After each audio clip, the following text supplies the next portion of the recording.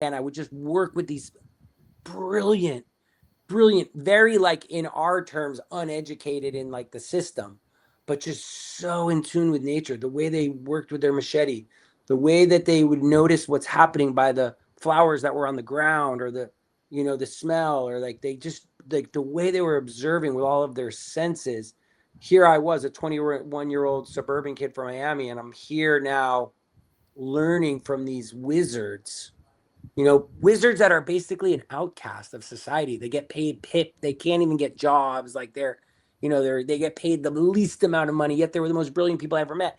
And this just like, I was just like, wow, everybody needs to learn from these people. And that's what our place became. And it was so interesting. So I was bringing my student groups from my tour company, which blew up because I was the first one to really do biology tours. So in those days, there was Spanish teachers, going to Spain, or there was French teachers going to France, but there wasn't biology teachers going to Costa Rica. And I would trick them and I would lure them in with the biology.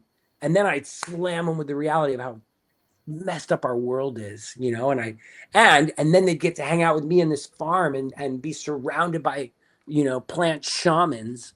And yeah, so we started growing food, we started building, we started doing all the things that you do when you don't have a road and you don't have stores. And I just learned from people that had been living that way for so long. And then all of a sudden I started getting volunteers. It was kind of right when Woofer was starting, Wheeling Workers on Organic Farm, and we were like high up in the algorithm, and because there wasn't really any other options in Costa Rica, so we were like flooded with volunteers. So now we have student groups, we have volunteers, and then I started doing other kinds of groups. I started teaching permaculture. I took my course in 2001. We started in 99. I took my course in 99 with Joe Bullock and John Venezuela in Hawaii in 99, because it was really the only tropical permaculture course I could find.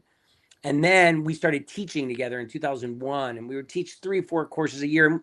And it was mostly, I got to be, in those early years, it was mostly like very idealistic young hippies that were showing up, mostly women, because they were listening to the earth more.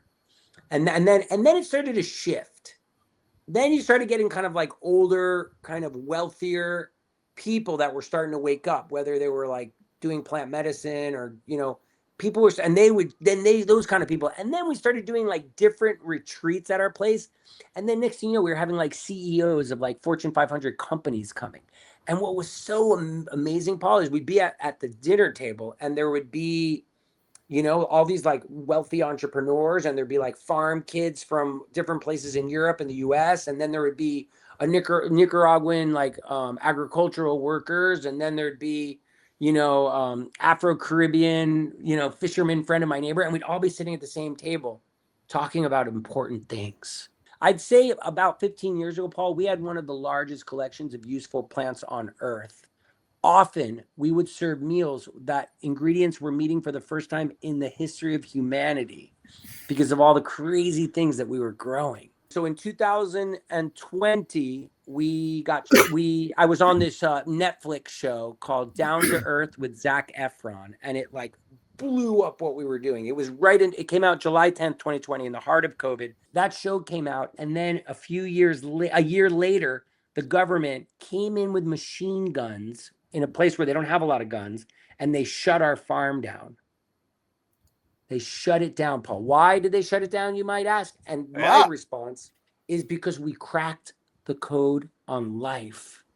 And I'm not such a conspiracy guy. Like, I don't think there's like some Montgomery Burns sitting in an office saying, ha ha, we're going to spray all the indigenous children with neurotoxic chemicals and keep the righteousness down. I don't believe that. And from when this happened, it really got me thinking, wow, there's some real freaking darkness out there.